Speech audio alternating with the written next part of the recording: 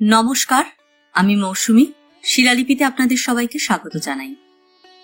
শোনাচ্ছি সাহিত্যিক আশুতোষ মুখোপাধ্যায় সেই অজানার খোঁজের দ্বিতীয় খণ্ড।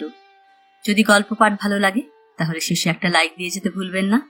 এখনো যারা আমার চ্যানেলটা সাবস্ক্রাইব করেননি তাদের সকলের কাছে আমার অনুরোধ, প্লিজ আমার চ্যানেলটা সাবস্ক্রাইব করে নেবেন। পাশে যে বেল নোটিফিকেশনটা আছে সেটা অবশ্যই প্রেস করে দেবেন। শুরু করছি উপন্যাসের পঞ্চম পর্ব। সেটা 47 সালের শেষের দিক। এই বাংলার মানুষ স্বাধীনতার মাসুল গুনছে। পৃথিবীর অনেক দেশকেই রক্তের মূল্যে স্বাধীনতা পেতে হয়, কিন্তু এই বাংলার মাটি লাল চোরাগোপ্তার অন্তর্ঘাতী রক্তে, সাম্প্রদায়িক হানাহানির রক্তে।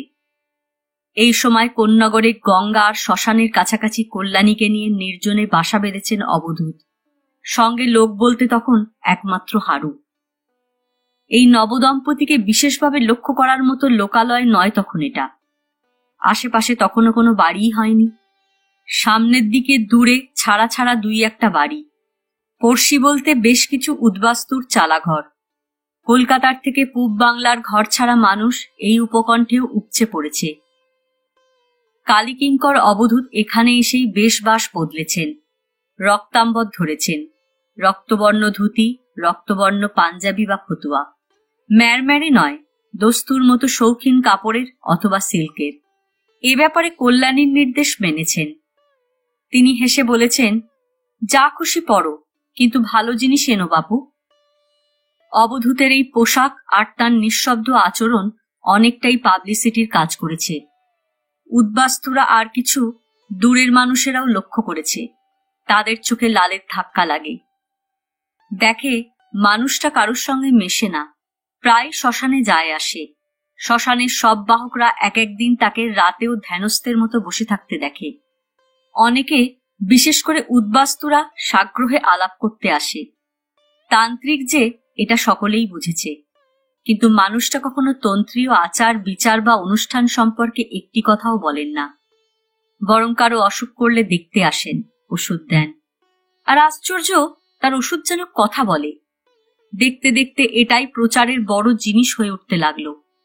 শহর ছাড়িয়ে এই দূরের নির্জনে আস্তানা নিলেও হারুকে নিয়ে অবধূতের দোকান, হাটে পাটে বাজারে যাওয়া তো আছেই। লোকে সসম্ভ্রমে ঝকঝকে লাল বসন পরা প্রসন্ন মুখ তান্ত্রিককে দেখে।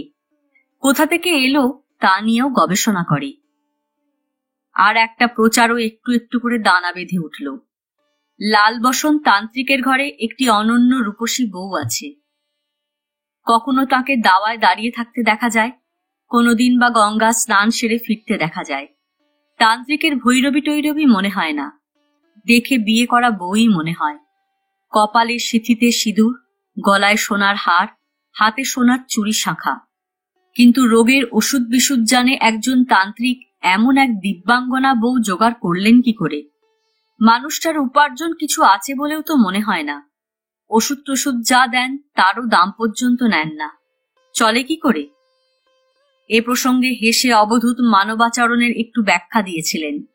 সাধকরা যদি সাধনা নিয়ে কচকচি না করেন, আর কিছু আধি ব্যাধি তাক লাগানোর মতো করে সারিয়ে দিতে পারেন, লোকের তাঁর সম্পর্কে কৌতূহলের সীমা থাকে না, আর তাঁর প্রতি এক ধরনের ভয় মেশানো শ্রদ্ধাও উপচে ওঠে। কোন্নগরের মানুষেরা এই রীতির ব্যতিক্রম নয়। এই দুটো কারণেই কাছের দূরের আর আরো দূরের লোকের আনাগোনা বাড়তে থাকলো। অনেকেরই কর্মক্ষেত্র কলকাতায়। এমন লোক সম্পর্কে প্রচার সর্বত্রই মুখে মুখে ছড়ায়। কলকাতার মানুষদেরও আনাগোনা শুরু হয়ে গেল। এর মধ্যে অবশ্য কয়েকটা বছর গেছে। ততদিন বহু রোগের ধন্বন্তরী চিকিৎসক হিসেবে তিনি অনেকটাই প্রতিষ্ঠিত। হারুর কাজ দিনে দিনে বাড়ছিল, কিন্তু তার চিকিৎসার সঙ্গে চোখ ধাঁধানো লাল বসন তান্ত্রিকের সাধনার কিছু অলৌকিক যোগ লোকে নিজেরাই কল্পনা করে নিয়েছে। তা যদি না হবে, লোকটা শ্মশানে যান কেন? কোনো কোনো রাত সেখানে কাটান কেন? শুধু শরণার্থী নয়, উপদ্রবও এসে জুটত গোড়ার দিকে। এই প্রজন্মে মাস্তানের আবির্ভাব কোথায় না ঘটেছে। ঘরে ওই বয়সের রূপসী বউ থাকলে উপদ্রব এড়ানো খুব সহজ নয়। আর চোখে দেখার থেকে না দেখা সুন্দরীর আকর্ষণ ঢের বেশি। রমণীর যে রূপ দেখে অনেক মুনি ঋষির ধ্যান ছুটেছে, যে রূপ দেখে পৃথিবীর অনেক রাজা বাদশার মাথা বিগড়েছে, অনেক রক্ত ঝরেছে, অনেক আগুন জ্বলেছে, তেমনি তিলে তিলে গড়া এক তিলোত্তমা আছে তান্ত্রিকের ঘরে। তাকে একবার চোখে না দেখলে চলে? অনেকেই সকাল বিকালে এদিকে ঘুরঘুর করত। যাদের ভাগ্যে দর্শন মিলত তাদের প্রচারে কল্যাণীর রূপ এক আধগুণ বেড়ে যেত। অশোকের ভান করেও এই সব মাস্তানদের কেউ কেউ এসে হাজির হয়েছে। এদের মুখ দেখলেই অবধূত রোগ বুঝতে পারতেন, আর অন্দরমহলের দিকে চোরা চাউনি দেখলে চিনতে তো পারতেনই। অবধূত বলতেন, আপনাদের সহজ আর স্বাভাবিক রোগ ভাই, এক্ষুনি সেরে যাবে। বলেই হাঁক দিতেন, কল্যাণী। তিনি সামনে এসে দাঁড়ালে বলতেন, এদের অসুখ করেছে, তাই তোমাকে ডাকা। তারপর রোগী 2 বা 3জনকে বলতেন, দেখুন ভাইয়েরা, খুব ভালো করে দেখে নিন, বারবার তোমাকে বিরক্ত করা যাবে না। কিন্তু ভাই একটা কথা, রাত বিরেতে যেন খাঁড়া হাতে মা কালীকে স্বপ্নে টপ্নে দেখে আঁতকে উঠবেন না। মান বাঁচাতে কেউ কেউ চোখ লালও করেছেন। স্ত্রীকে ডেকে একই রকম যাচ্ছে তাই রসিকতা মশাই আপনার। কল্যাণীর চোখে মুখে হাসি উছলে উঠত। বলতেন, ওর ওই রকমই বিচ্ছিরি কথাবার্তা। আপনারা বসুন, মায়ের প্রসাদ পাঠিয়ে দিচ্ছি। হারু প্রসাদ নিয়ে আসতো, তাই খেয়ে তারা খাবি খেতে খেতে চলে যেত। কাকতালীয় কিছু কি ঘটে না? তাও একবার ঘটেছিল। এদেরই একজনের চোখের কি খারাপ ব্যামো হয়েছিল। অমনি রটে গেছিল এটা পাপের শাস্তি, শ্মশানচারী তান্ত্রিকের ঘরে গিয়ে তার বইয়ের রূপ গিলতে চাওয়ার শাস্তি। এমনকি যার ব্যাধি তারও পর্যন্ত এই ধারণাই হয়েছিল। আবার এসে অবধূতের পা জড়িয়ে ধরেছে। অবধূত নিজে টাকা খরচ করে তাকে কলকাতায় ভালো চোখের ডাক্তারের কাছে পাঠিয়েছেন, চিকিৎসা করিয়ে রোগ সারিয়েছেন। পরবর্তী জীবনে সেই মাস্তান মাতাজির মহাভক্ত শিষ্যদের একজন। একে একে 7 বছর কেটে গেছে, কিন্তু এর মধ্যে কালীকিঙ্কর অবধূতের নিজের সমাচার সুস্থির নয়। খুব অস্থিরতার সবটুকুই মানসিক। হঠাৎ হঠাৎ রোগের মতো সেটা চারিয়ে ওঠে। কল্যাণীর লক্ষ লক্ষ টাকা, এজন্য অবশ্য নিজের প্রতি ভদ্রলোকের কোনো রকম হীনমন্যতা বোধ নেই। এই সম্বলের ব্যবস্থা বক্রেশ্বরের ভৈরবী মা, অন্যথায় শাশুড়ি, শুধু মেয়ের জন্য করেননি। আর কঙ্কালমালী ভৈরবের অনুমোদন ছাড়া এ বিয়ে কখনোই হতে পারত না। তিনি কি আর কতটুকু তার জেনেই এবং তার কাছ থেকে বিষয়গত কোনো প্রত্যাশা না রেখেই এই বিয়ে হয়েছে। আর ঠান্ডা মাথায় আর একটা সত্যও তিনি অনুভব করতে পারেন।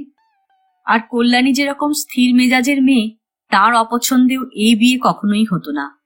হয়তোবা তার মায়ের চেষ্টায় এই পছন্দটা কিছুটা এগিয়ে দেওয়া হয়েছে। পরে এই মেয়ের আচরণের খুঁটিনাটি বিশ্লেষণ করেও অবধূতের মনে হয়েছিল তাঁরও নিজস্ব পছন্দ কিছু আছেই। মুখেও জানতে বুঝতে কসুর করেননি। আচ্ছা, তুমি শুধু তোমার মায়ের ইচ্ছে আর ভৈরব গুরু মত দিলেন বলেই আমাকে বিয়েটা করলে, তাই না? কল্যাণীর সাদাসিধে জবাব, তা কেন? তাদের জন্য মনে একটু বেশি জোর পেয়েছিলাম অবশ্যই, কিন্তু প্রথম দিন দেখেই আমার কেমন মনে হয়েছিল বিয়েটা তোমার সঙ্গে হতে পারে। না, আমি বিশ্বাস করি না। কেন মনে হয়েছিল? তা কি করে বলবো? তার আগে অবশ্য মেসমশাইয়ের মুখে শুনেছিলাম এমএ পড়া একটি ঘর ছাড়া ছেলেকে মা নিজের ছেলের আদরে শিব ঠাকুরের আশ্রয় রেখেছেন। তখন অবশ্য একটু খটকা লেগেছিল। বরাবরই জানি আমার মা অনেক দূরের চিন্তা করতে পারেন। তবে আমার পছন্দ ভিন্ন এ বিয়ে হতো না, এটা জেনে রেখো। শিব ঠাকুরও আগে আমার মত জেনে তারপর নিজের মত জারি করেছিলেন। অবধূতের শোনার লোভ। তোমার পছন্দ হতে গেল কেন? কল্যাণীর সোজা জবাব, হলে কি করব? না, টাকার জোর নয়। টাকা রোজগারের বরাত অবধূতের নিজেরই শুরু হতে খুব সময় লাগেনি। কল্যাণীর চালচলন আচরণে আর একটা সহজ অথচ অব্যর্থ জোরের আভাস তিনি পান, যা তার নিজের নেই মনে হয়। এটা বলিষ্ঠ আর স্বতঃস্ফূর্ত সত্তার জোর কিনা তিনি ভেবে পান না। সবকিছু সহজে আর অনায়াসে গ্রহণ করার যেন একটা অদ্ভুত শক্তি আছে তার মধ্যে। অবধূত সেটাই পরখ করতে চান, ধাক্কা দিয়ে দেখতে চান। সময় সময় এই চেষ্টাটা আঘাতের মতো হয়ে ওঠে, কিন্তু কল্যাণী সব বুঝে সবকিছু মেনে নিয়েই তাকে আরো বেশি জব্দ করেন। ফলে থেকে থেকে মনে হয় তিনি যেন কল্যাণীর জীবনে অপরিহার্য একজন হয়ে উঠতে পারছেন না, এমনি তাঁর সত্তার জোর। এই শক্তি কল্যাণী তার শিব ঠাকুরের কাছ থেকে পেয়েছেন ভাবেন। তবু চ্যালেঞ্জ করার ঝোঁক, পরখ করার ঝোঁক। ভৈরবীমা হঠাৎ চলে যেতে অবধূতের চোখে জল এসেছিল। ভৈরব গুরুর জন্য মনটা বিষাদে ভরে গেছিল, কিন্তু আশ্চর্য সহজ নির্বিকার দেখেছেন নিজের এই স্ত্রীটিকে। এরকম হবে এ যেন তাঁর জানাই ছিল। উল্টে বলেছেন, আমার দুঃখ হবে কেন? শিব ঠাকুরকে তো চোখ বুঝলেই দেখতে পাই, ডাকলে তো পাই। প্রায় 2.5 বছর বাদে অবধূতের হঠাৎই মনে হলো, কল্যাণী ছেলেপুলে হচ্ছে না কেন? না হবার তো কোনো কারণ নেই। ভোগের সময় কোন রকম সাবধানতারও ধার ধারেন না তিনি, তাহলে কি ব্যাপার? কথাটা কল্যাণীকে বলতেই তিনি খুব সহজেই একেবারে অবাক করা কথা বলেছেন। ছেলেপুলে তো হবে না, শিব ঠাকুর তো বলেই ছিলেন, শুধু তোমাকে নিয়েই আমার এই জন্ম শেষ, প্রারব্ধ শেষ, সন্তান সন্ততি হবে না। শুনে অবধূত রেগেই গেছিলেন। আলবাত হবে, ছেলেপুলে হওয়াটা তাঁর হাত না আমার হাত? কল্যাণী হেসে ফেলেছিলেন। তোমার হাতেই তো 2.5 বছর ধরে আছি, চেষ্টার কসুর করেছ, হলে হতো না? অবুজের মতো গোঁ ধরে অবধূত বলেছেন, সেরকম সংকল্প নিয়ে চেষ্টা করিনি, একটা ছেলে বা মেয়ে অন্তত চাই আমার। বলতে বলতে বসে আমার দিকে চেয়ে হেসে ফেলেছিলেন। চেষ্টাটা প্রায় অত্যাচারের মতোই হয়ে উঠেছিল, বুঝলেন? তবু অন্যজনের সহিষ্ণুতার অপবাদ দিতে পারব না। আবার বছর ঘুরে গেল। ছেলেপুলে হবার কোনো লক্ষণ না দেখেও অবধূত কঙ্কালমালী ভৈরবের উক্তি মেনে নিতে রাজি নন। বলেছেন, দুজনের কারুর কিছু গন্ডগোল আছে, কলকাতায় গিয়ে বিশেষজ্ঞ ডাক্তার দেখাতে হবে। কল্যাণীর কাছে এও যেন এক কৌতুকের ব্যাপার। একবারও আপত্তি করেননি। বিশেষজ্ঞ ডাক্তার পরীক্ষা করে কোন রকম দেহগত ত্রুটি খুঁজে পাননি কারো। অবধূত নিজের বা কল্যাণীর ঠিকুর্জির খোঁজ রাখেন না। তিনি লক্ষ্য করেছিলেন তাঁর বা স্ত্রীর হাতে 2-1টি করে সন্তানের স্বাভাবিক রেখা আছে। তার মন্তব্য কানে লেগে আছে। বলেছিলেন, ঘটনা কোন পর্যায়ে গেলে সেটা অলৌকিক বলবো আমি ঠিক জানি না। অভ্যাস বা অনুশীলনে অনেক কিছুই পারা যায় যা সাধারণ লোকের বিচার বুদ্ধির অগোচরে, কিন্তু আমার কাছে শুধু এসব ধরনের ব্যাপারগুলোই অলৌকিক। ক্রমশ অবধূত একটু বেশি আত্মসচেতন হয়ে উঠতে লাগলেন। নিজের ভিতর দেখেন, প্রবৃত্তি দেখেন, বিশ্লেষণ করেন। নিজের তুলনায় কল্যাণীর সত্তার জোরের পাল্লাটা অনেক বেশি ভারী মনে হয়। অসহিষ্ণুতা বাড়ে। তাঁরও ভিতরে বিবাগী সুপ্ত মন একটা আছেই, সে মাথাচাড়া দিয়ে ওঠে। চোখে আঙুল দিয়ে দেখায় তার মনের একটা দিক স্ত্রীর কৃতদাস হয়ে আছে। অবধূত মাঝে মাঝে ঘর ছাড়তে শুরু করলেন, মাঝে মাঝে পালাতে শুরু করলেন। নিজের কাছ থেকে নিজেকে উদ্ধার করা বড় কঠিন ব্যাপার। ঘটনার সাজ দেখা শুরু হলো তখন থেকে। পুরী বেনারস গেছেন, লখনৌ, হরিদ্বার, দেরাদুন, মুসৌরি করেছেন। সর্বত্র কিছু না কিছু ঘটেছে। কারো না কারোর সঙ্গে আশ্চর্য রকম যোগাযোগ হয়েছে। পরে মনে হয়েছে কেউ যেন তাকে নাকে দড়ি পরিয়ে টেনে নিয়ে গেছিল, তাঁর পাটটুকু তাকে দিয়ে করিয়ে ছেড়ে দিয়েছে। একদিক দিয়ে তাঁর লাভ হয়েছে বই কি, মানুষের শ্রদ্ধা ভক্তি তাঁর কাছ থেকে এসেছে। কিছুদিন বাদে ফিরে এসে কিছুটা সুস্থির হয়ে বসেন। তারপর আবার ছটফটানি শুরু হয়। কৃতদাসের বন্ধন ছেঁড়ার তাগিদে সবসময় নিষ্ঠুর হয়ে ওঠেন। কিন্তু কল্যাণী নির্লিপ্ত, তার মনে যেন কোনো আঁচড়ই পড়ে না। কিছু বললে হেসে জবাব দেন, শিব ঠাকুর তো বলেই রেখেছিলেন, কারণে অকারণে তুমি জ্বালাবে আমাকে। ঘটনার সাজ একটা বড় রকমের বাঁক নিল কোন্নগরে আসার 7 বছর বাদে। পাটনা যাবেন বলে কলকাতায় এসেছিলেন। বয়স তখন 37। রক্তাম্বর বেশভূষা, গলায় রুদ্রাক্ষের মালা, কপালে লম্বা সিঁদুর টিপ, মাথার চুলে কদম ছাঁট, সব মিলিয়ে চেহারার মধ্যে বলিষ্ঠ গোছের তন্ত্র সাধকের ছাপ পাকাপোক্ত হয়ে উঠেছে। জিনিসপত্রের মধ্যে কাঁধে কেবল একটা ভারী ঝোলা। বাইরে বেরোনোর সময় প্রয়োজনীয় যা কিছু সব ওই ঝোলাতে। পাটনার গাড়ি রাতে। একজন ভক্তের সঙ্গে কথা হয়েছিল, সকালের দিকে তার বাড়িতে এসে রাতে রওনা হবেন। পাটনার টিকিটও তাঁরই কেটে রাখার কথা। তার ছেলের রোগ নিরাময়ের বিনিময়ে অবধূত কিছু গ্রহণ করেননি বলে সাগ্রহে এটুকু তিনি করতে চেয়েছিলেন। বসে আছেন, ভিড় এড়িয়ে প্ল্যাটফর্মের অন্য ধার দিয়ে বেরিয়ে আসছিলেন। হঠাৎ চোখে পড়ল একটা সিমেন্টের বেঞ্চিতে বছর 30-31 একটি লোক বসে আছে। পাশে ছোট একটা সুটকেস, পরনে প্যান্ট শার্ট, কিন্তু তেমন দামি কিছু নয়। আপাত দৃষ্টিতে স্মার্ট। তাকে দেখে অবধূত দাঁড়িয়ে গেলেন, দেখতে লাগলেন। খুব মনে হলো এই লোকের সঙ্গে তার কিছু নারীর যোগ আছে।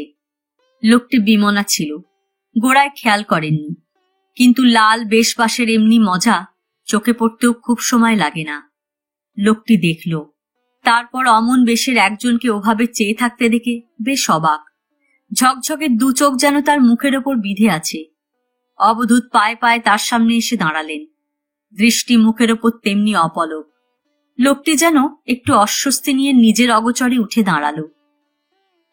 বলবেন কিছু? শুভ জবাব দেবে কি? ভদ্রলোক ফ্যাল ফ্যাল করে মুখের দিকে চেয়ে রইল। অবধূত আবার জিজ্ঞেস করলেন, সুবীর চ্যাটার্জি? এবারে তেমনি অবাক মুখেই মাথা নাড়ল। অস্ফুট স্বরে জিজ্ঞেস করল, আপনি? চাঁদু নামে তোর কোনো দাদা ছিল কখনো? দাদা? চাঁদুদা তুমি? এই বেশ না হলেও চিনতে পারা আশ্চর্য। আরো আশ্চর্য তিনি ভাইকে চিনেছেন। 16 বছর হয়ে গেল ঘর ছেড়েছিলেন। এই ভাইয়ের বয়স তখন বছর 15। 15 বছরের ছেলেকে 31-এ চেনা খুব সাধারণ চোখের কাজ নয়, বিশেষ করে যে ভাই বা বাড়ির কথা এত বছরের মধ্যে কখনো মনেও আসেনি। অবধূত হৃষ্ট মুখে বসলেন, তাকেও বললেন, বস। এই যোগাযোগ বড় অদ্ভুত লাগছে তাঁর। আজ 7 বছর হয়ে গেল কলকাতার এত কাছে আছেন। নিজের ভিতরেই বিবেকের খোঁচা খেলেন একটু। কর্তব্য বোধেও বাবা বা বৈমাত্রেও মা ভাই বোনদের কথা একবারও মনে পড়েনি। ভাইয়ের মুখের দিকে একবার চোখ দুটো হোঁচট খেল কেন বুঝলেন না। ভিতরের ঈষৎ আবেগে ফের ভালো করে দেখার কথা মনে হলো না। বললেন, ঠিক ঠিক চিনেছিস না এখনো সন্দেহ আছে? বাড়ির খবর কি? 6 বছরের বড় ভাইকে এতকাল পরে দেখে পায়ে হাত দিয়ে প্রণাম করার কথা, কিন্তু ভাই তা করল না। খেয়াল করেও অবধূত ভাবলেন বেশি রকম হকচকিয়ে গেছে বলেই ভুলে গেছে। সুবীর চ্যাটার্জি পাশে থেকে আর এক দফা নিরীক্ষণ করল। এখন আদল আসছে, কিন্তু চেহারা অনেক বদলে গেছে তোমার। বাড়ির খবর বলতে 7 বছর হলো বাবা নেই, তারও বছর 2 আগে আবু গেছে। বাবা সেই শোকই মৃত্যু পর্যন্ত সামলাতে পারেননি। আবু, আবির, সব থেকে ছোট ভাই, তারও নিচে অবশ্য বোন সুলতা। বেঁচে থাকলে আবুর বয়স এখন 29 হতো। 8 বছর আগে মারা গেছে, মানে 21 বছরে গেছে। জিজ্ঞেস করলেন, আবুর কি হয়েছিল? পুরী বেড়াতে গিয়েছিল, সমুদ্রে ডুবে শেষ। অবধূত স্তব্ধ হয়ে বসে রইলেন একটু। নিজেকে স্বার্থপরই মনে হচ্ছে এখন। সুলুর বিয়ে হয়ে গেছে তো? কোথায়? ধানবাদে। ওর হাজব্যান্ড সেখানে এক কলিয়ারির অ্যাকাউন্টেন্ট। আর মা? মা এখনো চাকরি করছে, ওই পুরনো স্কুলেরই অ্যাসিস্ট্যান্ট হেডমিস্ট্রেস। এখন 60-এ রিটায়ারমেন্ট, আরো 1 বছর চাকরি আছে, তারপরেই ভাবনা। অবধূতের দু চোখ আবার ভাইয়ের মুখের ওপর থমকালো একটু। ভাবনা কার? কেন ভাবনা? এড়ানো গোছের জবাব শুনলেন, নানান রকমের ঝামেলা, ভাবনা, চিন্তা, ভুগছেও খুব। তক্ষুনি বুঝলেন সরল জবাব পেলেন না। চেয়ে রইলেন একটু। চাউনিটা মুখের ওপর হঠাৎ তীক্ষ্ণ হয়ে উঠতে সুবীর চ্যাটার্জি থতমত খেল একটু। অবধূত বললেন, তোরও তো দিন খুব সুবিধের যাচ্ছে মনে হচ্ছে না। মদ টদ বেশি মাত্রায় খাস নাকি? শুনে প্রথমে সচকিত একটু, তারপর হেসে সহজ হবার চেষ্টা। বেশি মাত্রায় আর জোটে কোথায়? তুমি মুখ দেখেই বুঝে ফেললে? মুখ দেখে আমি কিছু কিছু বুঝতে পারি। বেশ বাস, গলায় রুদ্রাক্ষ, আঙুলের উপর ওপর মস্ত পলার আংটি। সুবীর চ্যাটার্জি আর এক প্রস্থ ভালো করে দেখে নিল। তান্ত্রিক সাধুটাধু হয়ে গেছ নাকি? প্রশ্নের মধ্যে একটু তাচ্ছিল্যের ভাব আছে। জবাব না দিয়ে জিজ্ঞেস করলেন, তুই স্টেশনে যে চলেছিস কোথায়? রাউরকেল্লা। সেখানে কেন? একটা চাকরির ইন্টারভিউ দিতে। হঠাৎ উৎসুক একটু। মুখ দেখে কিছু কিছু বুঝতে পারো? মুখ দেখে বলে দিতে পারো চাকরিটা হবে কিনা? অবধূতের তখনও ধারণা ভাই যে চাকরি করছে তার থেকে কোনো ভালো চাকরির ইন্টারভিউ হবে। স্থির দুটো চোখ আবার মুখের ওপর বিদ্ধ হলো। ছোট ভাই দুটো আর বোনকে ভালোই বাসতেন তিনি, কিন্তু এতকাল বাদেও ভিতরে একটা অপ্রসন্ন অনুভূতি কেন জানেন না। জবাব দিলেন, পারি, হবে না। আধ ফর্সা মুখ লাল হয়ে উঠতে লাগল। ক্রোধের স্পষ্ট অভিব্যক্তি একটা হতাশার মধ্যে ঠেলে দেওয়া হলো যেন।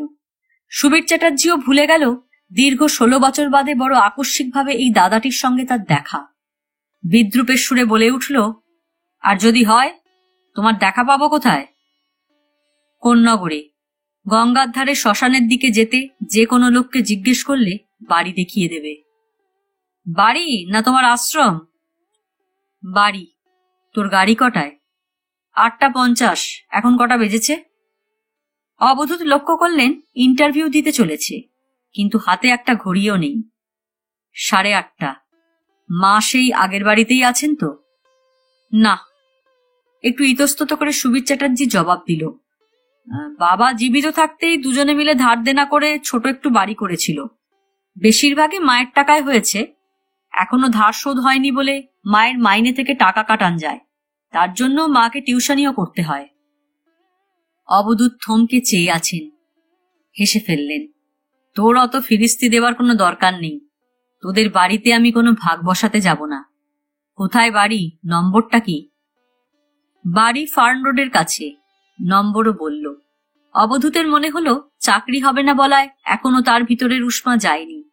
আশা নিয়ে যাচ্ছে এরকম না বলাই উচিত ছিল, কিন্তু কয়েক মুহূর্তের জন্য কেন যে একটা বিরূপতা তাকে পেয়ে বসলো কে জানে। এখন গেলে মায়ের সঙ্গে দেখা হবে? স্কুলের জন্য কটা থেকে তৈরি হন? ভাইয়ের চাউনি দেখে মনে হলো এক্ষুনি বলবে যাওয়ার দরকার কি তোমার। মোলায়েম না হলেও অন্য জবাবই পেলেন। 2 দিন ধরে মা হাঁপের টানে খুব কষ্ট পাচ্ছিল, স্কুলে যাচ্ছে না। আর কিছু না বলে অবধূত উঠে পড়লেন। যাবার আগে বলে গেলেন, ফিরে এসে পারলে কোন্নগরে যাস একবার। আমি আজই দিন 5-7 জন্য পুরী যাচ্ছি। ট্রামে বাসে এ সময় প্রচন্ড ভিড়। অবধূত একটা ট্যাক্সি নিলেন। মন থেকে ভক্তের চিন্তা বা পুরীর চিন্তা সরে গেছে। ড্রাইভারকে বললেন বালিগঞ্জের দিকে যেতে। ভিতরটা টানছে খুব। কেন জানেন না। ভাই শুভকে দেখে একটুও ভালো লাগলো না। এতকালের সমাচার জানেন না, কিন্তু মনে হলো তার ভিতরে অনেক রাগ, ক্ষোভ আর অসহিষ্ণুতা জমে আছে। আর মনে হলো সেরকম সহজ সরল রাস্তায় চলেনি। স্কুল মাস্টার মায়ের কড়া শাসনের থেকেও ভাইটা এরকম হলো কি করে? বাড়ি ছাড়ার সময় তো ক্লাস 9-এ পড়তো। স্কুলে তো বরাবর 1st 2nd হতো। এই ছেলের জন্য মায়ের মনে মনে বেশ গর্ব ছিল। বাবাকে শোনাতেন, শাসনে রাখতে পারলে ছেলে মেয়ে আবার বিগড়য় কি করে। এই বয়সে শুভ নতুন চাকরির ইন্টারভিউ দিতে যাচ্ছে রাউরকেল্লা। তার মানে যে কাজে আছে তাতে আদৌ খুশি নয়। রাস্তাটা সরু হলেও ট্যাক্সি ঢোকে। বন্ধ দরজার গায়ে বাড়ির নম্বর আঁটা। যার কাছে আসা দোতলার ঘরের জানলার কাছে দাঁড়িয়ে তিনিই তাকে ট্যাক্সি থেকে নেমে ভাড়া মেটাতে দেখলেন। তারপর তারই দরজায় কড়া নাড়ার শব্দ শুনে আরো অবাক। নমিতা দেবী ভিতরের দিকের বারান্দায় এসে দাঁড়ালেন। নিচে কর্মব্যস্ত ঠিকে ঝি দরজা খুলে দিতে চোখে আবার লালের ধাক্কা। ভারী গলার প্রশ্ন শুনলেন, মা কোথায়? ঝিয়ের জবাব, ওপরে, ডেকে দিচ্ছি। এই বেশের মানুষ দেখে সেও সন্ত্রস্ত। তিনি অসুস্থ শুনেছি, ডাকতে হবে না, আমাকে ওপরে নিয়ে চলো। নমিতা দেবী ওপরে দাঁড়িয়ে মানুষটাকে দেখছেন, তার কথা শুনছেন। পরিচিত জনের মতোই ওপরে নিয়ে যাবার প্রস্তাব। তাড়াতাড়ি তিনিই নিচে চলে যাবেন না অপেক্ষা করবেন ভেবে পেলেন না। ততক্ষণে ঝিয়ের পিছনে রক্তাম্বর বেশবাসের আগন্তুক দোতলায় হাজির। অবধূত থমকে দাঁড়ালেন। স্থির চোখে কয়েক পলক চেয়ে রইলেন। সাদাটে চামড়ায় মোড়া কঙ্কাল সার রমণী দেহ। মা কোনোদিনই স্বাস্থ্যবতী ছিলেন না, কিন্তু তা বলে এই চেহারা কল্পনা করা যায় না। অবধূত পায়ে পায়ে এগোলেন। মায়ের বিভ্রান্ত ফ্যালফ্যালে চাউনি। অবধূত বারান্দাতেই জানু মোড়ে হাঁটুর ওপর বসলেন, উপর হয়ে মাটিতে মাথা রেখে প্রণাম করলেন। নমিতা দেবী শশব ব্যস্তে দুপা পিছিয়ে গেছেন, নিজের অগোচরে দুহাত জোর করে ফেলেছেন, আর তেমনি বিমূঢ় চোখে চেয়ে আছেন। রক্তাম্বর বেশবাসের দরুন শুধু নয়, অনায়াসে ওপরে উঠে আসা, এগিয়ে আসার মধ্যে এক ধরনের স্নিগ্ধ সৌম্য ব্যক্তিত্ব দেখেও হঠাৎ অভিভূত তেমনি। তাঁরই উদ্দেশ্যে মাটিতে মাথা ঠেকিয়ে প্রণাম করতে দেখলে সন্ত্রস্ত হবার কথা। অবধূত মুখ তুলে সোজা হলেন, চোখে চোখ রেখে বললেন, আমি চাঁদু। রক্তশূন্য কোনো শীর্ণ মুখে বিস্ময়ের এমন রেখাপাত অবধূত কমই দেখেছেন। চাঁদু? গলার স্বরেও বিস্ময় ঝরল। চাঁদুকে এও ভালো করে মাথায় বসছে না যেন। এবারে 2-3 পা এগিয়ে এলেন। তুই চাঁদু? সেই চাঁদু? অবধূত উঠে দাঁড়ালেন, সহজ ভারী গলায় বললেন, আমি বছর কয়েক হলো কোন্নগরে আছি। পুরী যাব বলে সকালেই কলকাতায় চলে এসেছিলাম। স্টেশনে শুভর সঙ্গে দেখা। শুনলাম ইন্টারভিউ দেবার জন্য রাউরকেল্লা যাচ্ছে, তার কাছ থেকে তোমার ঠিকানা নিয়ে চলে এলাম। কোটরাগত 2 চোখে এখন যেন বিশ্বাস অবিশ্বাসের দ্বন্দ্ব। শুভু তোকে দেখে চিনতে পারল? তা পারেনি, আমি ওকে দেখে চিনেছি। কিন্তু এ কি তোমার চেহারা হয়েছে মা? শুভর মুখে শুনলাম হাঁপানিতে কষ্ট পাচ্ছ খুব। ডাক্তার কি বলে? কার্ডিয়াক কিছু নয় তো? নিজের স্বাস্থ্য সমাচার বলবেন কি? বিমাতাটির এখনো বিস্ময়ের ঘোর কাটেনি। কোন রকমে জবাব দিলেন, না, আজ 6-7 বছর হয়ে গেল। তাড়াতাড়ি দেয়ালের দিক থেকে একটা বেতের চেয়ার টেনে নিয়ে এলেন। বস, তুই সেই চাঁদু। আমার কথা শুনে আমাকে দেখতে এসেছিস। তোকে এত কষ্ট দেবার পরেও আমাদের কথা মনে রেখেছিস। শুনে দুঃখই হলো অবধূতের। বিমাতা বলে ইচ্ছাকৃতভাবে কখনো কোনো কষ্ট তাকে দেননি। সর্ব ব্যাপারে নীতির দিকে প্রখর দৃষ্টি ছিল, তাই রেগে যেতেন আর বাবার কাছে নালিশ করা কর্তব্য ভাবতেন। অবধূত কাঁখের ঝোলাটা নামিয়ে দেওয়ালের কাছে রাখলেন। নিঃসংকোচে বিমাতার 2 কাঁধে নিজের 2 হাত রেখে তাকে ওই চেয়ারে বসিয়ে দিলেন। আগে তুমি স্থির হয়ে বসো মা, উত্তেজনাতে আবার হাঁপাচ্ছ দেখছি। দ্রুত এগিয়ে গিয়ে আর একটা বেতের চেয়ার টেনে এনে মুখোমুখি বসলেন। মায়ের 2 চোখ ওরকম হয়ে উঠল কেন? সন্তানের হাতের দরদরে স্পর্শ কতকাল পাননি? এই ব্যাপারগুলো অনুভব করতে অবধূতের সময় লাগে না। এবারে সব খবর বলো। বাবা নেই আর আবুটাও নেই শুনেছি। নমিতা দেবীর শীর্ণ মুখের পাতলা ঠোঁট দুটো কেঁপে উঠল বার কয়েক। তারপর বললেন, সবই আমার অদৃষ্ট আর কর্মের ফল বাবা। নিজের ছেলেদের নিয়ে বড় গর্ব ছিল, সব থেতলে দিয়ে গেল। তুই অমানুষ হয়ে যাচ্ছিস ভেবে তোকে কত যন্ত্রণা দিয়েছি। নিজের অদৃষ্টের কথা ভাবলে এখনো মনে হয় আমার জ্বালাতেই তুই ঘর ছেড়েছিস। ও কথা তুমি আর একবারও বলবে না মা। কেউ আমার উপকার বই অপকার করেনি। জীবনে যা পেয়েছি তার জন্য আমি সকলের কাছে ঋণী। যাক, শুলুর কেমন বিয়ে হলো? ধানবাদে থাকে শুনলাম। ছেলেপুলে কি? মোটামুটি পরপর 3টেই মেয়ে। এ হয়েছে আমার আর এক চিন্তা। মেয়েগুলোর অসুখ লেগেই আছে। খরচে টান পড়লে চক্ষু লজ্জার মাথা খেয়েই আমাকে টাকা পাঠাতে লেখে। ভাই বোন দুজনেই ভাবে আমি টাকার গাছ, ঝাঁকালেই পড়বে। উৎসুক হঠাৎ, ও কথা থাক, আগে তোর কথা বল। তোর এই বেশভূষা কেন? অবধূত ফিরে প্রশ্ন করলেন, খারাপ লাগছে? খারাপ লাগছে না। হঠাৎ তোকে ট্যাক্সি থেকে নামতে দেখে আমার মনে হচ্ছিল কোনো মহাপুরুষ এলো। সাধু সন্ন্যাসী হয়ে গেছিস? অবধূত হেসে জবাব দিলেন, লোকে আমাকে তান্ত্রিক কালীকিঙ্কর অবধূত বলে জানে, কিন্তু সাধু হয়েছি কি ভণ্ড হয়েছি সেটা এরপর তুমি কোন্নগরের বাড়ি এসে নিজে বিচার করবে। কবে তোমাকে নিয়ে যাব বলো? আমার ইচ্ছে করছে আজই নিয়ে যাই। মায়ের পাতলা ঠোঁট আবার একটু থরথর করে কেঁপে উঠল কেন বুঝলেন না। অস্ফুট স্বরে বললেন, যাওয়া অদৃষ্টে থাকলে যাব, কবে হবে কে জানে। পরের প্রশ্নটা শুভর মতোই, কিন্তু আদৌ তির্যক নয়। কোন্নগরে তোর আশ্রম? অবধূত হেসে জবাব দিলেন, গার্হস্থ্য আশ্রম বলতে পারো। সেখানে তোমার বৌমা আছেন, তাঁর তদারকে খেয়ে দিয়ে বহাল তবিয়তে আছি। কতদিন বিয়ে করেছিস? তা প্রায় 8 বছর হতে চলল। ছেলেপুলে কি? নেই। MA-BT pass, assistant headmistress. মা বলে উঠলেন, এতদিনেও নেই কেন রে?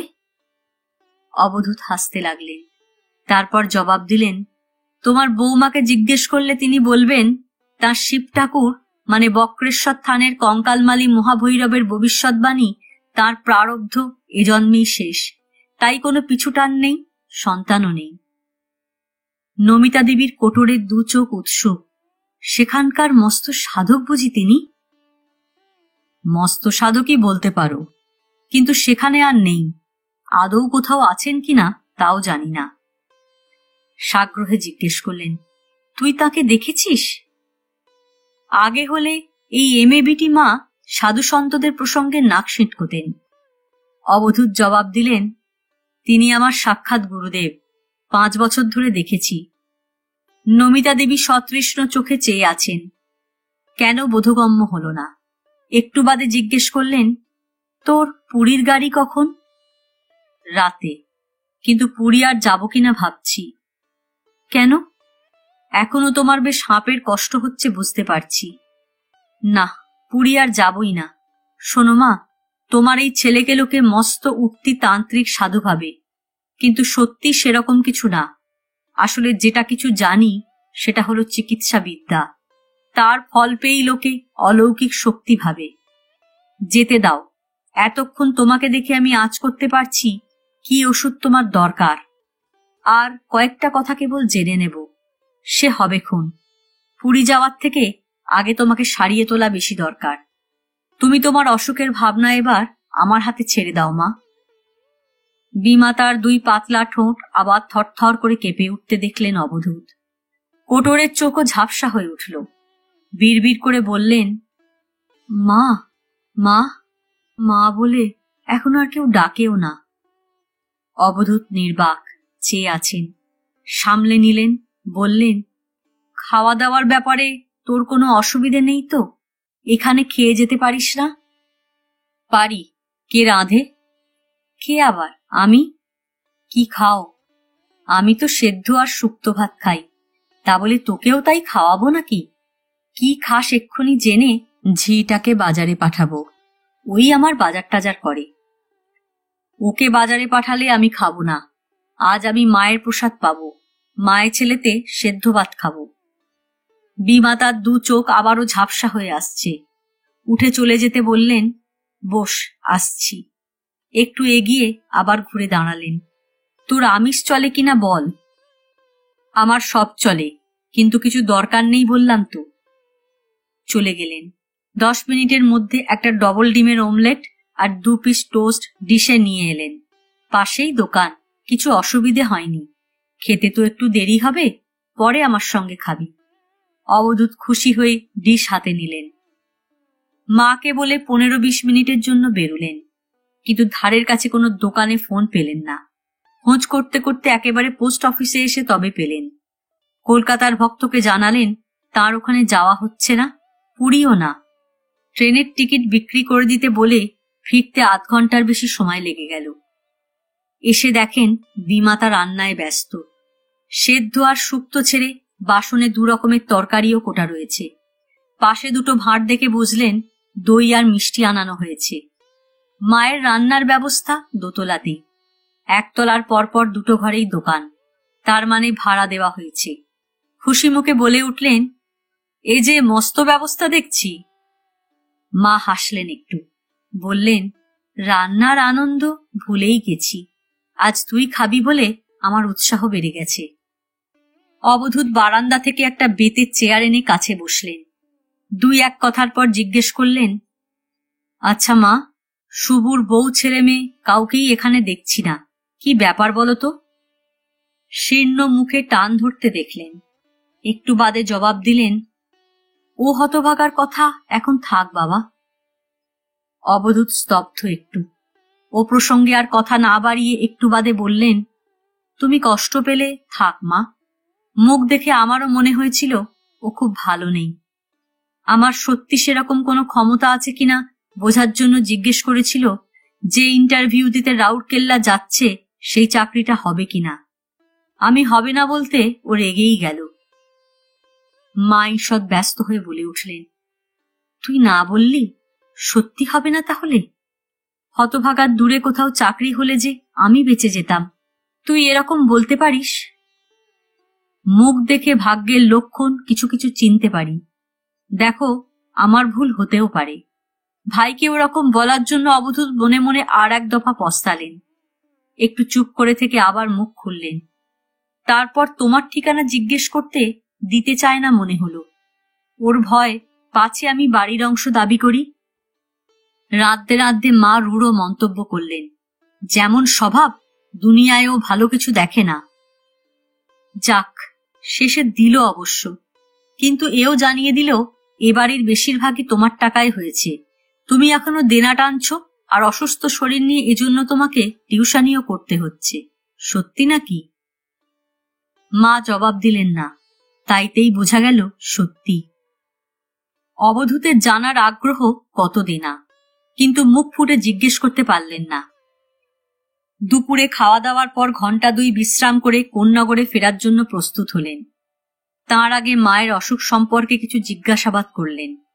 নাড়ি দেখার অছিলায় হাতের রেখাও দেখে নিলেন।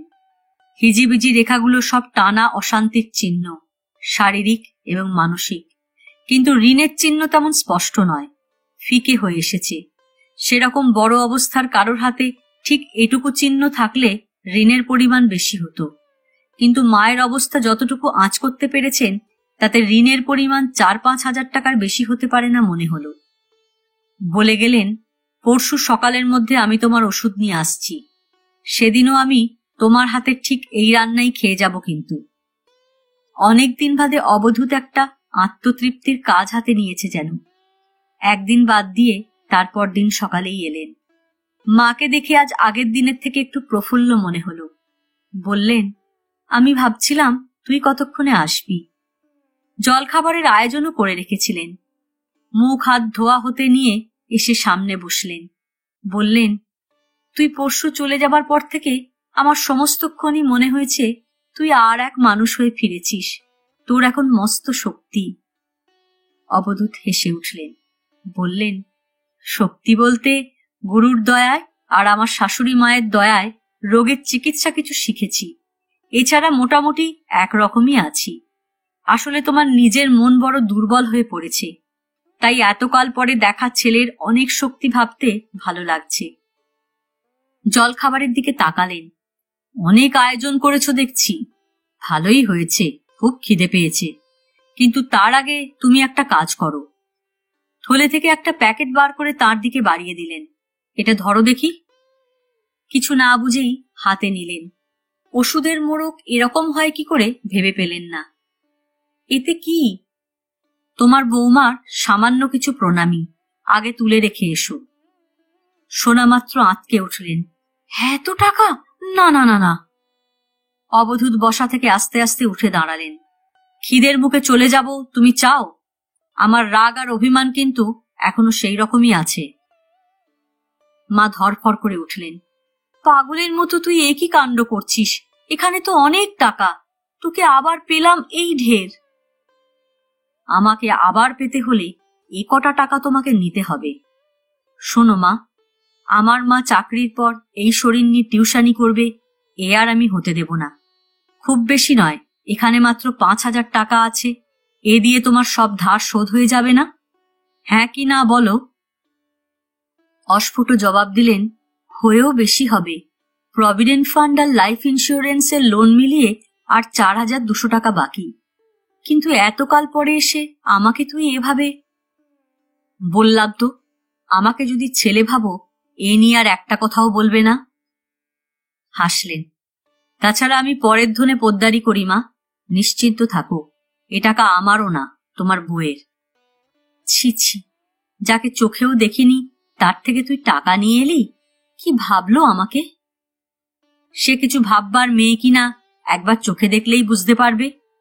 তুমি গ্রহণ করলে নিজেকে ধন্য ছাড়া আর কিছু ভাববে না। যাও, চট করে রেখে এসো, আমার খিদে পেয়েছে বললাম না। চেয়ে আছেন। পাতলা দুই ঠোঁট থরথর করে এবারে বেশ কাঁপল, চোখের দৃষ্টি জলে ঝাপসা। বিড়বিড় করে বললেন, তোর কিছুই খিদে পায়নি, আমাকে টাকা নেওয়াবার জন্য খিদে খিদে করছিস। টাকার প্যাকেট শাড়ির আঁচল টেনে বড় করে জায়গা করে বেঁধে গলায় জড়ালেন। ঠাকুরের পায়ে ছুঁইয়ে রাখবো, তুই খা। অবধূত আনন্দ করে খেতে শুরু করলেন। মা অপলক চেয়ে আছেন। একটু বাদে জিজ্ঞেস করলেন, বেশি না হলেও এই দেনাটুকু শোধ হবার আগে যদি মরে যাই, এজন্য আমার খুব মনে দুশ্চিন্তা ছিল। তুই সেটা আমাকে দেখে বুঝতে পেরেছিলি? কিছু পেরেছিলাম, তাছাড়া শুভও বলেছিল। কি মনে হতে তাড়াতাড়ি বললেন, তুমি কিন্তু টাকার কথা শুভকে একদম বলবে না মা, ও শুনলেই ধরে নেবে আমার কোনো মতলব আছে। অনুচ্চ কঠিন স্বরে মা বললেন, ওর মতলবের আর আমি ধার ধারি না, দিনে দিনে ঝাঁঝরা করে দিয়েছে আমাকে। তবে তোর টাকা আছে জানলে তুই মুশকিলে পড়তে পারিস। অবধূত উতলা, কেন, ও চাকরি বাকরি করছে না? সব গেছে, বলবো খেয়ে নে। ওই ভাইয়ের যদি মতি ফেরাতে পারিস, এই পৃথিবীতে আর আমি কিছুই চাই না। মাকে ওষুধপত্র বুঝিয়ে দিয়ে ঘড়ি ধরে তা খাবার তাগিদ দিয়ে অবধূত বিকেলের দিকে কোন্নগর রওনা হয়েছেন। 15 দিন ওষুধ চলার পর আবার এসে খবর নেবেন বলে গেছেন। মনটা বড় বিষণ্ণ।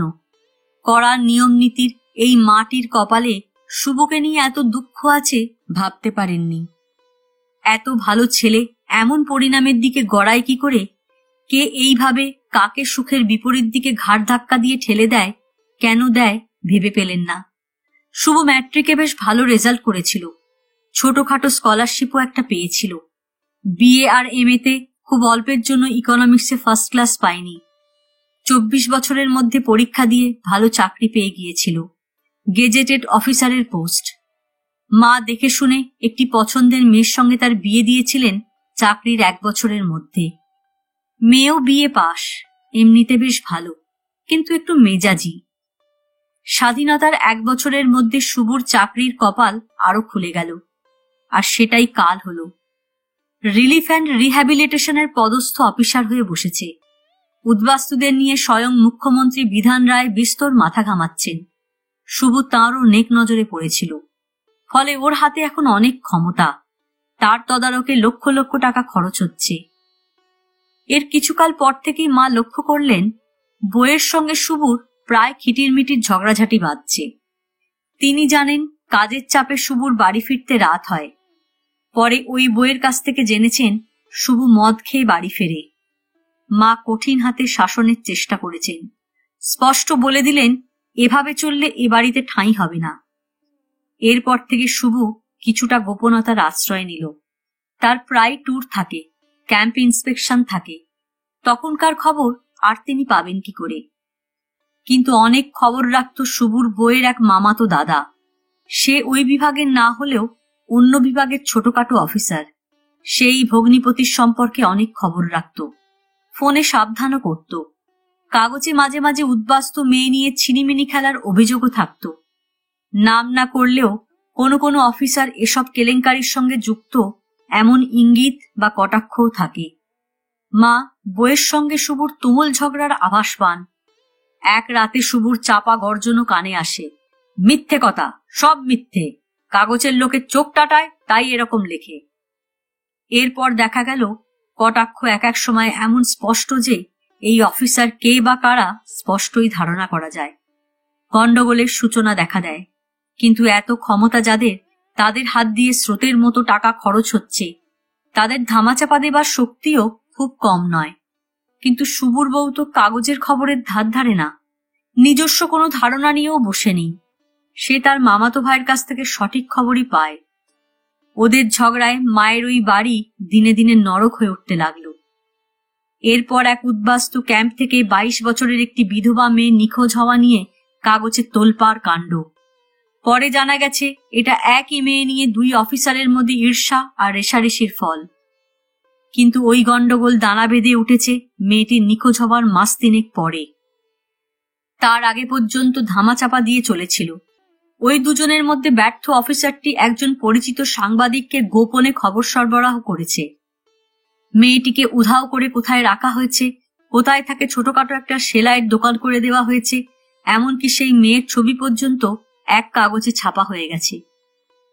মেয়েটি ধরা পড়েছে। অভিযুক্ত অফিসার সুবীর চ্যাটার্জি। মেয়েটির নাম বকুল মিত্র। পূর্ববঙ্গের ভালো ঘরের উদ্বাস্তু। একটু কালোর ওপর যেমন স্বাস্থ্য, তেমনি পটে আঁকা সুন্দর চেহারা। পরীক্ষা করে দেখা গেছে বকুল মিত্র সন্তান সম্ভবা।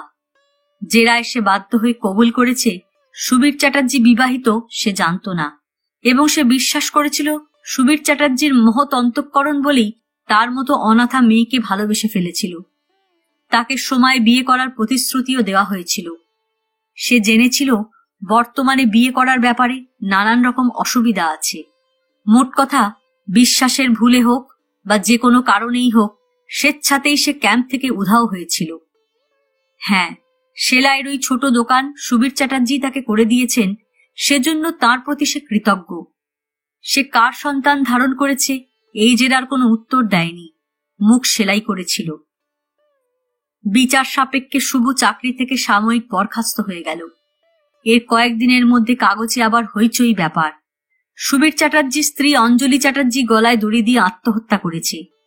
লিখে গেছে তার মৃত্যুর জন্য কেউ দায়ী নয়।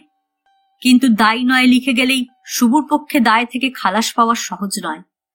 তার বিরুদ্ধে অমন একটা কেলেঙ্কারির মামলা ঝুলছে। পুলিশের টানা হেঁচড়া আর 2 বিচার পর্বে সে আধমরা হয়ে গেল। শেষ পর্যন্ত জেলখাটা থেকে মুক্তি অবশ্য পেল। বকুল বিচারে একই কথা বলে গেছে, সে স্বেচ্ছায় ক্যাম্প ছেড়ে বেরিয়ে এসেছে। আর অন্যজন লিখে গেছে তার আত্মহত্যার জন্য কেউ দায়ী নয়, অতএব জেলখাটা থেকে অব্যাহতি। কিন্তু চাকরিটা গেলই। এরপর এই বাংলায় এরকম ছেলেকে আর কে চাকরি দেবে? কলকাতার বাইরে কলেজে চাকরি পেতে চেষ্টা করেছে, কিন্তু সুবীর চ্যাটার্জি নামটা তখন স্ট্যাম্প মারা হয়ে গেছে। এরপরেও শুভ বকুলকে বিয়ে করে ঘরে নিয়ে আসতে চেয়েছিল। মা তাকে শুদ্ধ বাড়ি থেকে তাড়িয়ে দিয়েছেন। বকুল আর তাকে বিয়ে করেনি, কিন্তু আশ্রয় দিয়েছে। ওর ছেলে হয়েছে একটি। সেই ছেলের এখন 3 বছর বয়স। ওইটুকু সেলাইয়ের দোকান থেকে কি বা আয়? কে কাকে আশ্রয় দেয়? নাম ভাঁড়িয়ে টিউশনির রোজগারই শুভর এখন একমাত্র সম্বল। কলকাতা শহরে ইকোনমিক্সে MA পাস ছেলে গোঁ ধরলে টিউশনিতেও খুব কম রোজগারি হবার কথা নয়। কলেজের ছাত্র পর্যন্ত পড়াতে পারে, কিন্তু টিউশনি বেশি দিন টেকে না। মাস্টার মদ খায় জানলে কোন গার্ডিয়ান বা ছাত্র তাকে রাখবে? ওর মদ খাওয়াটা একদিন না একদিন ধরা পড়েই যায়। এখন এমন হয়েছে যে দূরের এলাকায় টিউশনি খুঁজে নিতে হয়। তারও কোনোটা রাখতে পারে, কোনোটা বা পারে না। প্রায় এসে মায়ের কাছে হাত পাতে, ছেলের ওই হয়েছে, এই হয়েছে, টাকা দাও। না দিলে চিৎকার চেঁচামেচি। এই ভয় মা যা পারেন দেন, কিন্তু ছেলের মদের খরচ জোগানোর মতো টাকার সম্বল তাঁর কোথায়? বাড়ি ফিরতেই কল্যাণী জিজ্ঞেস করলেন, মাকে টাকা দিতে পেরেছ? অবধূত ছোট্ট জবাব দিলেন, অনেক কষ্টে। আজ এ পর্যন্তই। উপন্যাসের 6ষ্ঠ পর্ব নিয়ে অন্যদিন আসব। গল্প পাঠ ভালো লাগলে লাইক, শেয়ার, কমেন্টস করতে ভুলবেন না। আজকের মতো নমস্কার।